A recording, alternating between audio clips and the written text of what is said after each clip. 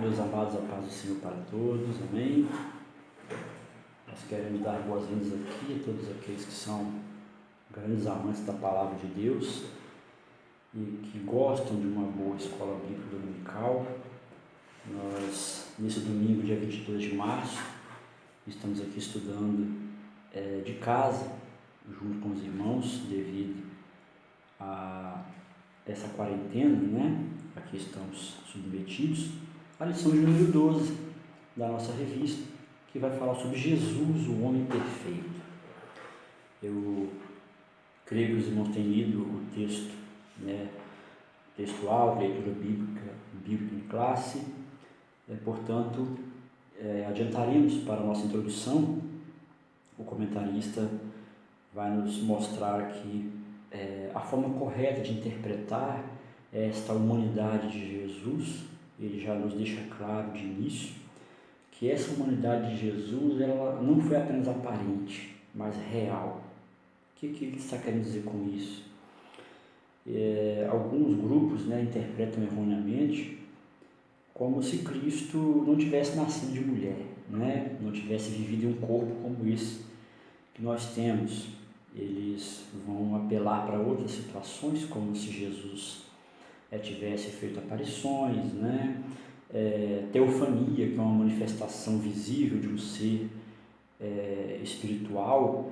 Vocês vão se lembrar lá de os anjos, quando eles apareceram, por exemplo, para Abraão, para Ló. Eles não nasceram de mulher, eles não encarnaram como Cristo. Foi uma teofania, uma manifestação visível de um ser espiritual para uma tarefa específica, Não é o caso de Cristo. Cristo é muito claro, o texto bíblico, para nós, que ele realmente nasceu de mulher, viveu entre nós, morreu, ressuscitou e volta para a eternidade junto com o Pai. Isso se trata da doutrina da encarnação de Cristo.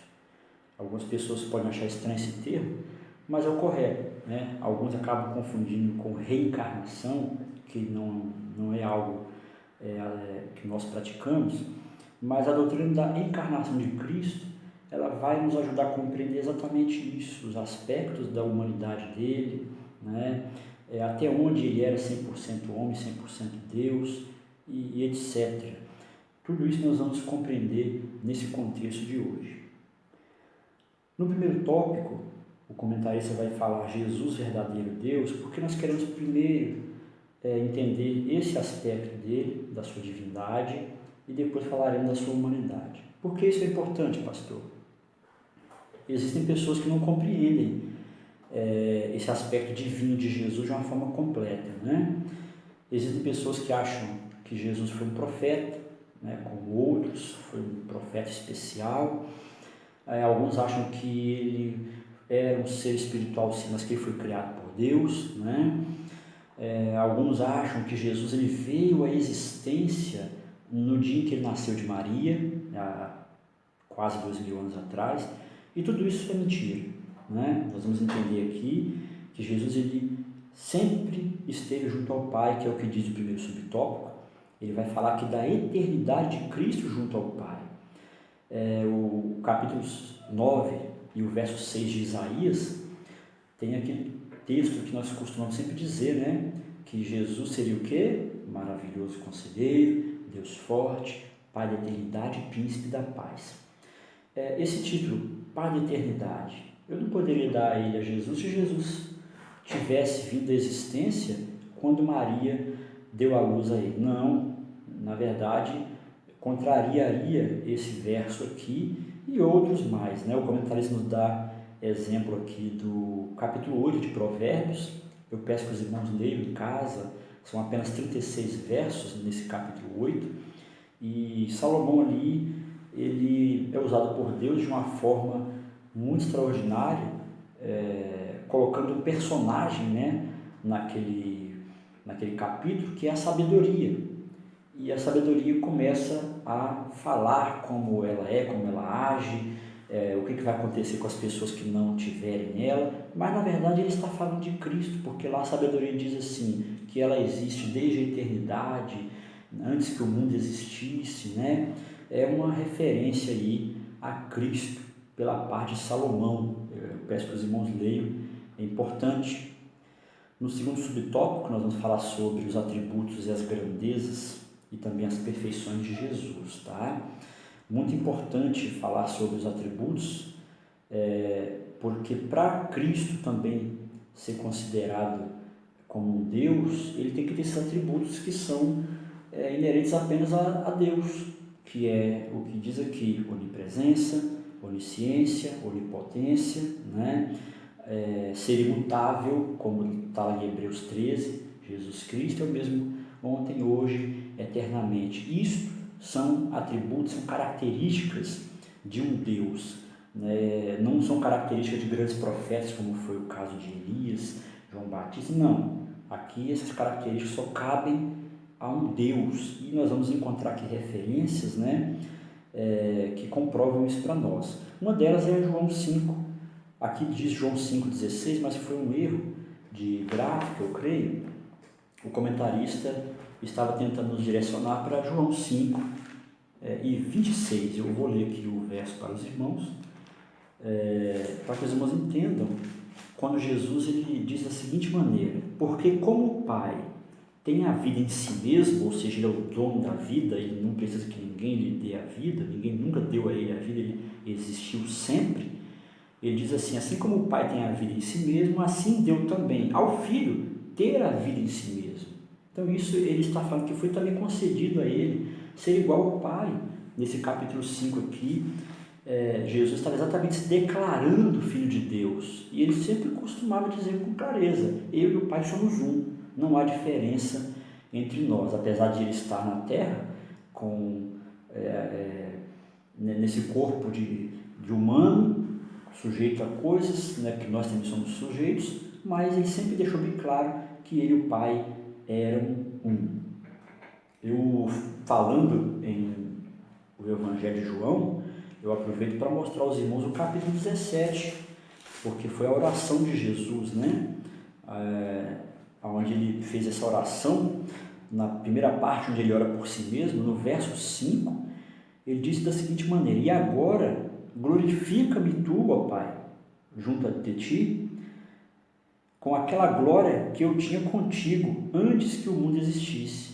Então, olha aí Jesus provando, através da sua própria oração, que ele estava com o Pai desde o princípio, que antes que o mundo existisse, ele já era Deus, sempre esteve com o Pai, e aqui já chegando perto da sua morte, né? Ele confirmando com o Pai que Deus fizesse a sua vontade, que ele morreria, ressuscitaria e seria glorificado, retornando à sua posição de glória com o Senhor. No terceiro subtópico, nós vamos falar sobre ele ter se esvaziado da sua glória, mas não da sua divindade, porque algumas pessoas vão questionar, achando que Cristo, pelo fato de ter encarnado, assumido, né, a personalidade através de um corpo como o nosso, ele perdeu a sua divindade. Não, irmão, não é assim que funciona. Observem bem que o comentarista nos explica aqui que ele não foi gerado através de uma relação íntima de um homem com a mulher. Não. Quando o anjo Gabriel chama Maria, Maria é virgem, é pura, o Espírito Santo é quem vai colocar, né, a semente dentro do seu ventre, e assim ele vai nascer sem nenhuma ligação com o pecado de Adão, como nós herdamos sempre, né? Não tinha nada a ver com José em questões biológicas ali e paternais. Portanto, ele nasceu sem pecado, ele foi gerado e foi recebido deste mundo sem pecado. Agora, o que acontece é que algumas pessoas, lendo aqui o trecho, né, que o comentarista sugere para nós, que é a carta de Paulo aos Filipenses, um texto bastante lindo, né, na verdade, no capítulo de número 2, ele vai dizer o quê? A partir do verso 7. Ele vai dizer assim que Jesus aniquilou-se a si mesmo, tomando a forma de servo, fazendo-se semelhante aos homens. E achado na forma de homem, humilhou-se a si mesmo, e foi obediente até a morte, e ainda por cima morte de cruz. Pelo que Deus assim o exaltou soberanamente, e deu-lhe um nome que é sobre todo nome, né? Hoje o mundo inteiro, bilhões de pessoas conhecem e servem a Jesus por causa de ele ter se esvaziado da sua glória. O que isso significa? Que ele renunciou à sua posição junto ao Pai de honra, né? de Senhor do Universo, que estava ali até então oculto como um mistério para a humanidade, como nos escreveu também o apóstolo, né? um mistério desde os tempos mais antigos, ocultos com Deus, e que agora veio se manifestar. Mas ele não se esvaziou da sua divindade, ele continuava sendo Deus. Foi o que ele disse nas suas declarações aqui: eu e o Pai somos um. Então isso não tira a divindade de Jesus, o fato dele ter assumido essa forma humana para cumprir o seu ministério, né? Era necessário que ele fizesse isso, as profecias já apontavam para isso aí, né? E a gente vai ver, por exemplo, lá em João 20 e o verso 28, quando Jesus ele aparece, né, para Tomé, depois de Tomé ter duvidado, e ele diz para Tomé tocar nele, né? Depois que ele tinha ressuscitado, e Tomé chama ele de quê? Ele fala assim: Senhor meu e Deus meu. Então Tomé, naquele momento, ele já reconheceu Jesus como divino, tá? Como Deus que realmente ele era e ainda o é. Então compreendemos Cristo, verdadeiro Deus, completo, igual ao Pai, igual também ao Espírito Santo. Muito bem, vamos ao segundo tópico: Jesus, verdadeiro homem. O comentarista vai explicar para nós aqui que os judeus eles já sabiam, né, do advento de um Messias, de um Salvador, porque o Antigo Testamento está recheado dessas informações, né? O problema foi eles não terem compreendido que aquele pobre meigo nazareno, aquele carpinteiro simples, era o Messias que eles tanto aguardavam, né? Muito bem, no primeiro subtópico, o comentarista vai repetir um pouco o que ele falou aqui antes, falando que Jesus estava no seio do Pai, né? Mostrando que antes da encarnação ele já tinha ali essa vida na eternidade, né? Participou da criação do mundo. Lá João, no capítulo 1, foi muito categórico em dizer que no princípio ele era o Verbo, e o Verbo estava com Deus, e o Verbo ele era Deus, né? E falou que todas as coisas foram feitas por ele, e sem ele nada do que foi feito se fez. Por isso que Cristo é chamado de o princípio da criação de Deus, por ele, né, ter feito parte, né, da criação com o Pai e também com o Espírito Santo. No segundo subtópico, ele vai confirmar para nós todo tipo de profecia, né, e de figuras, tipos que foram mostrados no Antigo Testamento a respeito de Cristo. Então, repetindo, o povo judeu esperava o Messias a qualquer momento, em forma de homem, né? Eles sabiam que viria da descendência de Davi. O comentário vai explicar para nós aqui que de Gênesis até Malaquias ele colocou o primeiro e o último livro do Antigo Testamento para nos mostrar a completude, né? Desde Gênesis até Malaquias ele é citado. Vocês já devem ter visto pregadores que falam, né? No Gênesis Jesus ele era o Verbo, em Êxodo ele era o Cordeiro Pascal, e assim eles vêm até em Malaquias mostrando que Jesus está presente em todos os livros, inclusive Provérbios, como já falamos, Cantares e etc, né? E aqui o comentarista nos explica que Jesus ele é o tema das duas principais alianças, né, que Deus fez com o ser humano. Ele vai mostrar para nós aqui que foi a de Abraão, lá em Gênesis 12. Vocês se recordam que Deus ele chama Abraão depois de alguns anos ali, e ele renova o pacto, né, com Abraão, e ele usa uma frase que diz assim: Abraão, em ti serão benditas todas as famílias da terra. Como que seria possível isso? Que todas as famílias da terra fossem benditas por causa de Abraão?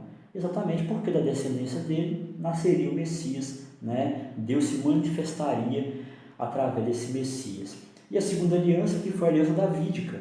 Lá no segundo livro do profeta Samuel, capítulo 7, nós vamos ver Deus falando com Davi o seguinte, que o reinado dele nunca teria fim, que o trono dele seria perpétuo. Mas como que isso pode ser, pastor? Sendo que ele morreu, né, Salomão assumiu o lugar dele, assim sucessivamente. Deus não estava falando do próprio Davi, nem de Salomão. Deus estava falando da descendência de Davi, no caso do Cristo que haveria de vir, exatamente por intermédio da raiz de Jessé, como assim foi profetizado. Ou seja, Jesus é o filho de Davi, é assim que eles o chamavam também, né? Muito bem, isso mostra também a sua natureza humana, né? Ele faz parte da promessa desses homens aqui, que eram homens comuns, e ele veio para o cumprimento dessas alianças que Deus fez com esses homens. No terceiro subtópico, nós vamos falar aqui encarnado no Novo Testamento. E o comentarista volta a repetir para nós que essa encarnação, que essa humanidade, ela não foi ilusória, não foi apenas uma manifestação de Deus ali, temporária, não, foi real. Jesus ele teve o nascimento, ele foi concebido pelo Espírito Santo, mas o seu nascimento foi natural como qualquer um de nós, tá? Os irmãos vão se recordar aqui desse texto de Lucas 2, do verso 1 ao 7, José ali naquela correria com Maria em Belém, procurando uma pousada, um lugar onde ele pudesse receber o seu filho, e Maria recebe Jesus, vem ao mundo, né? A Bíblia nos dá os detalhes aí, e daí para frente nós vamos perceber o que está aqui nesse terceiro subtópico. Ele passou as mesmas dores que nós, incômodos, fome, sede, agonia, tristeza, tudo, alegria. Eu sempre costumo falar para os irmãos assim, irmãos, Jesus ele tinha todas as necessidades que nós, ele ia no banheiro, ele é Deus, mas ele estava aqui, né, encarnado, num corpo como esse, meu e o seu, e Jesus tinha as mesmas necessidades, né? Jesus ele estava dormindo na polpa do barco, porque estava cansado. Então, era dessa forma. Repito, a única coisa, que é o que diz aqui nesse terceiro subtópico de novo, que Jesus não tinha semelhante a nós, era o pecado. Aqui ele inclusive diz para nós que nem o pecado original, que é o de Adão, e nem o experimental, que é esse que nós praticamos todos os dias, involuntariamente, né? Ou que nós desejamos experimentar por causa da concupiscência dos nossos olhos. Não, Jesus não teve nenhum tipo de contato dessa maneira com o pecado. Um detalhe que eu apresento para os irmãos aqui, como prova de que Cristo ele era 100% homem, sim, quando esteve na terra, Lucas 23:46, quando Jesus está expirando na cruz, ele diz assim: Pai, em suas mãos entrego o meu espírito. Essa palavra espírito que é usada ali, irmãos, no grego original da escritura aí, é pneuma, né? Que é o que se usa em qualquer outra área. Onde fala do espírito do homem, né, eu e você, vai usar na Bíblia aqui o mesmo nome, pneuma. Ou seja, não existia uma palavra diferente para falar do Espírito de Jesus, da alma de Jesus, do corpo de Jesus. Não. Nesse aspecto tricotomo de Espírito, alma e corpo, ele era idêntico a nós, tá? Idêntico a nós. Então, isso é um reforço que eu trago para os irmãos. No subtópico 4, o comentarista vai falar sobre Jesus ter nascido na plenitude dos tempos. É um texto que o apóstolo Paulo nos deixou aqui na carta aos Gálatas, no capítulo 4, quando ele disse assim, que vindo a plenitude dos tempos, Deus enviou o seu Filho nascido de mulher, para remir, né, os que estavam debaixo da lei. Como assim, na plenitude dos tempos? O que é plenitude? O que é ser pleno? É completo, né? É como se os tempos já estivessem completos quando Jesus veio. Eu sempre costumo dizer assim que quando Jesus vem à Terra, é o começo do fim, tá? É o princípio do fim. Por isso que os irmãos ali, apóstolos e igrejas, eles tocavam muito nesse assunto depois que Cristo sobe ao céu. Até antes mesmo, né, os discípulos questionavam a Jesus a respeito do fim do mundo. Por quê? Porque nessa ocasião para ele já era o princípio do fim. O comentarista nos explica aqui o que isso indica. Isso indica que Israel estava preparado para poder ser a nação sacerdotal e espalhar o evangelho pelo mundo. Não o fez completamente, mas Israel foi o celeiro do cristianismo, né? Inclusive, a mulher samaritana discutindo com Jesus, Jesus ele foi categórico com ela, falou, olha, você pode falar tudo sobre esse poço, sobre esse monte, sobre as tradições de você, mas tem uma coisa, a salvação vem dos judeus. Ele quis dizer isso referindo a ele, né, a sua nacionalidade. A Grécia também já estava em bastante destaque nessa ocasião, toda a cultura grega, inclusive os idiomas que foram muito importantes para a escritura dos evangelhos, das cartas e do Apocalipse, e também a própria Roma, apesar de estar afligindo o povo de Israel, mas Roma como império mundial na ocasião, como o comentarista explica para nós aqui, a forma de governo, algumas leis e as estradas, que são um dos pontos mais importantes, né? Roma ficou muito conhecida na história por construir as estradas, as melhores estradas da época, abrindo caminho, né, para você trafegar facilmente de regiões a regiões. Isso facilitou muito o trabalho missionário do apóstolo Paulo, dos demais apóstolos, né? Então, tudo estava preparado para que o Messias viesse. É isso que o comentarista está explicando para nós aqui, nesse subtópico do número 4. No quinto, ele vai dizer que em Israel Jesus é apresentado ao mundo. Eu não vou ficar repetindo, eu acabei de dizer que Jesus falou com a mulher samaritana que a salvação vinha dos judeus, porque ele veio de Israel, a promessa era em Israel, era da parte de Davi, né? E o comentário repete para nós aqui que ele também é filho de Davi e Abraão, segundo a carne. Então, como eu disse lá atrás, ele faz parte dessa promessa, dessa aliança que Deus fez com os seres humanos. Se você ler o início de Mateus e de Lucas também, a gente vai encontrar o que lá? A genealogia de Jesus, uma mais completa do que a outra, mas de qualquer forma elas vão mostrar que Jesus ele veio sim da descendência de Davi e de Abraão. Ele viveu sob a lei de Moisés, sob a lei de Roma. Jesus não foi um baderneiro, não. Jesus ele mesmo falou, eu não vim para desfazer da lei, eu vim para cumprir a lei. Ele não fez nenhuma revolta contra Roma, pagou tributo. Alguém perguntou se era lícito pagar, ele falou, dai a Deus o que é de Deus, dai a Roma o que é de Roma, né? Dai a César o que é de César, o que é de Roma. Então, amados, ele cumpriu integralmente a sua missão nesse mundo, através de Israel. Ele não deixou uma mancha para trás, né, como ser humano perfeito que ele foi. O comentário encerra aqui dizendo que ele foi, acima de tudo, o mais perfeito dos homens. No terceiro e último tópico, amados, nós vamos falar sobre Jesus sendo o homem perfeito.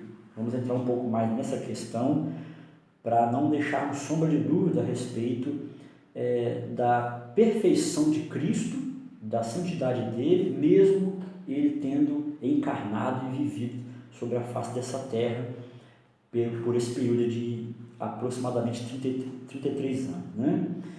Muito bem, o comentarista começa com uma pergunta, ele diz assim, afinal, o Senhor Jesus era ou não um ser humano semelhante a nós? Nós já respondemos parte dessa pergunta, mas vamos observar aqui, primeiro subtópico, a humanidade de Jesus, né? O comentarista faz uma observação muito importante para nós aqui, que Jesus ele nunca usou os poderes dele, né, a sua divindade, para suprir as próprias carências humanas. Ele estava, como exemplo, no deserto, sendo tentado pelo diabo. O diabo disse o quê? Se tu és o Filho de Deus, transforma essas pedras em pães. E ele fez as pedras transformarem em pães? Ele fez brotar uma água da rocha para ele? Não. Ele próprio disse assim, porque o Filho do Homem não veio para ser servido, mas ele veio para servir e dar a sua vida em resgate de muitos. Então, ele veio com plenitude de poder, sim, porém, usando isso para cumprir o seu ministério e atender a essa humanidade decaída e a geração em que ele encontrou, né? Continuando aqui, todos os milagres que ele realizou, eles foram feitos em favor dos que procuravam ele, ou daqueles que ele procurava, né? Como foi o caso da mulher samaritana, que ele praticamente procurou ela, né? Mas ele usava sim, né, os seus poderes, o seu milagre, o seu sobrenatural, para atender às necessidades do ser humano. Fora isso, Isaías disse muito bem aqui no capítulo 53 e verso 3 adiante, que ele seria homem de dores, experimentado em trabalho, né? Foi carpinteiro, trabalhou para sustentar a família e cumpriu seu ministério com dignidade. No segundo subtópico, o comentarista vai falar para nós aqui sobre Jesus, o último Adão. Jesus, o último Adão. Como assim, pastor, o último Adão? A referência bíblica é a primeira carta de Paulo aos Coríntios, capítulo 15, verso 45. Eu até leio aqui para os irmãos compreenderem a referência, porque o apóstolo Paulo escreveu: assim também está escrito, o primeiro homem, Adão, foi feito alma vivente, o último Adão em espírito vivificante. Então aqui ele coloca em paralelo Jesus com Adão, mas ao mesmo tempo faz um contraste, né, para nos mostrar o que diferia, né? Ele está se referindo aqui ao Adão antes de pecar, é claro, né?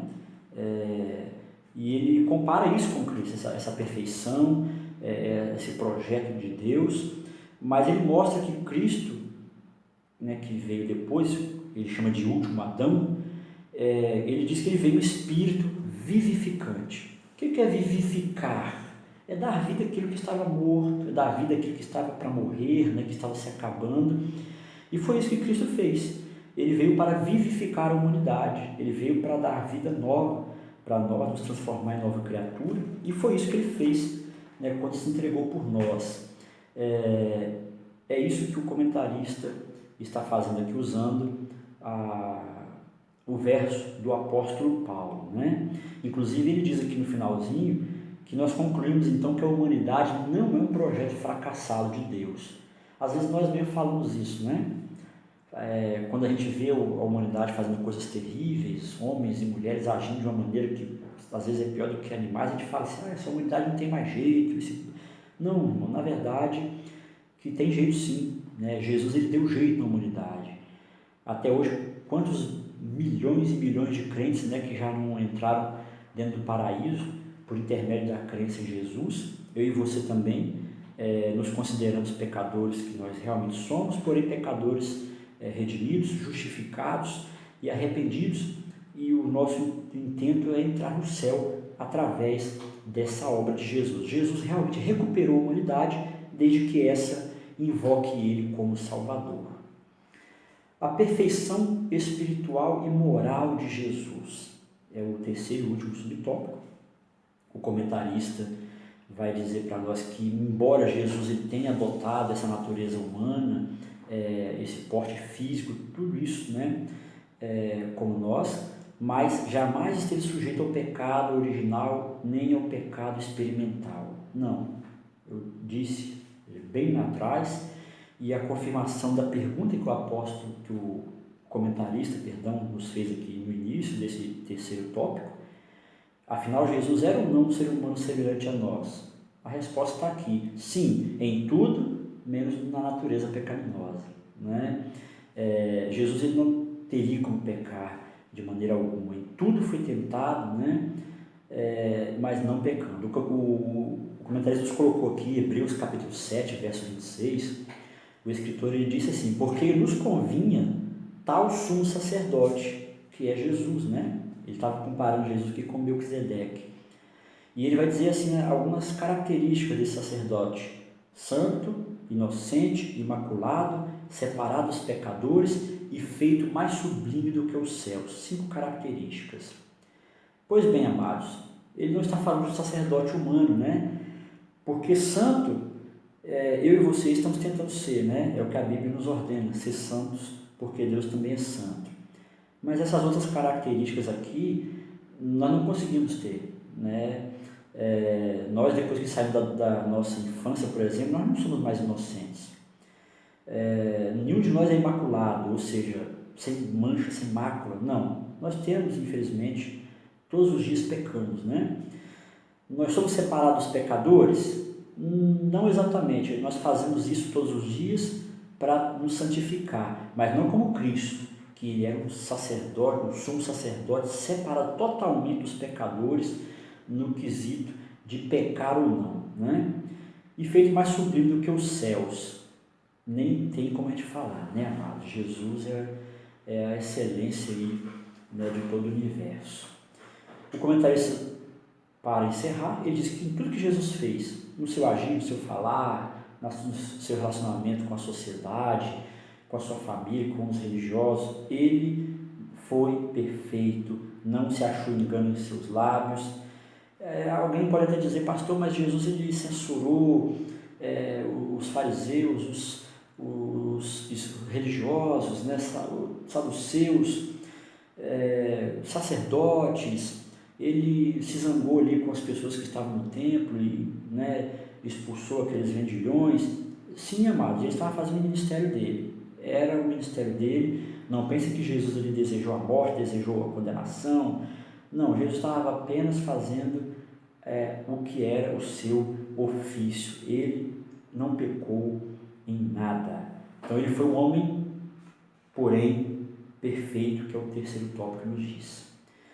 Amados, que Deus abençoe a vida de vocês, a nossa vida. Nós nos espelhamos em Jesus, como o escritor aos Hebreus continuou explicando ali, porque a nossa intenção é alcançar a estatura de varão perfeito, né?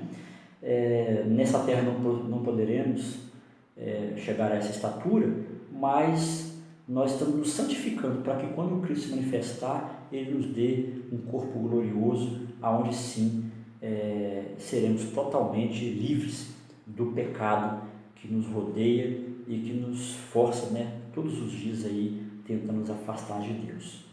Eu agradeço, amados, pela atenção dos irmãos, espero que tenham conseguido aprender algo, como eu também aprendi com essa lição tão importante, e até uma próxima oportunidade, amados, seja na escola dominical ou em outra palavra.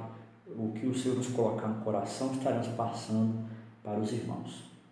Eu peço que todos aqueles que tiverem dúvidas, tiverem perguntas, vocês podem postar aqui nos comentários desse vídeo do YouTube, que eu estarei respondendo com carinho a todos os irmãos durante o dia até a noite. Se você, como professor, superintendente, quiser fazer alguma observação, talvez eu errei algum verso ou alguma palavra, os irmãos estejam à vontade para nos ajudar a complementar essa lição. E se os irmãos não conseguirem ou tiverem preferência pelo WhatsApp, nós temos um grupo da Escola Bíblica Online, composto por todos os superintendentes e professores, estou à disposição dos irmãos. Temos o grupo da igreja, estou à disposição. E também o meu WhatsApp pessoal, irmãos, fiquem à vontade, e nós estaremos esclarecendo qualquer dúvida dos irmãos. Deus abençoe a todos, fiquem na paz do Senhor, até a próxima, em nome de Jesus.